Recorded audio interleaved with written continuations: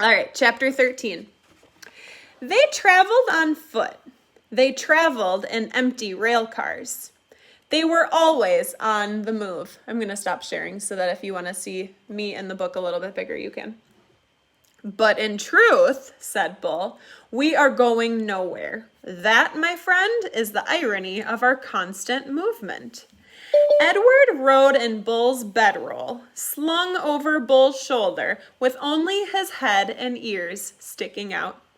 Bull was always careful to position the rabbit so that he was not looking down or up, but was instead forever looking behind him at the road they had just traveled. Welcome, Cam. At night, they slept on the ground, under the stars. Lucy, after her initial disappointment that Edward, being unfit for consumption or eating, took a liking to him and slept curled up beside him. Sometimes she even rested her muzzle on his china stomach, and then the noises she made in her sleep, whimpering and growling and shuffling, resonated inside Edward's body. To his surprise, he began to feel a deep tenderness for the dog. During the night, while Bull and Lucy slept, Edward, with his ever-open eyes, stared up at the constellations, the stars. He said their names, and then he said the names of the people who loved him.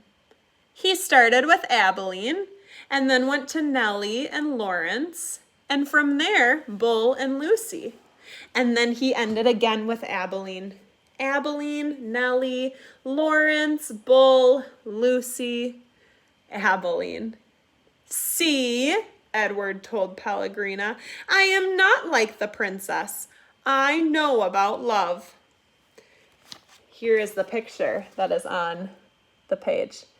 You can see that Edward, or Malone, is sitting on Bull's knee, and it looks like they are sitting by the fire. Nice, Hazel? Yeah. There were times, too, when Bull and Lucy gathered around a campfire with other people. Bull was a good storyteller and an even better singer. Sing for us, Bull, the men shouted. Hi, Jalen.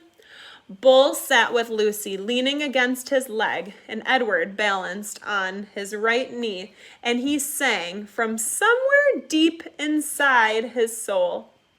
Hold on 1 second. Sorry, friends. Okay.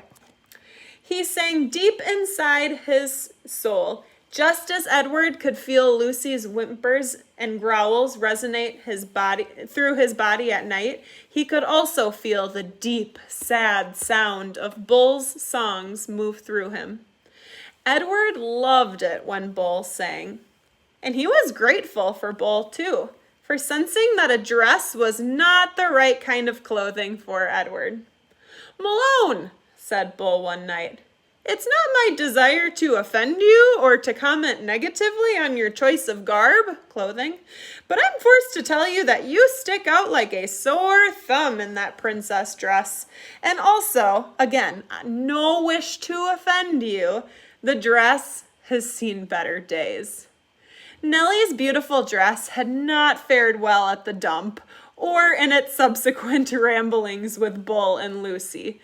It was so torn and dirty and full of holes that it barely resembled a dress anymore.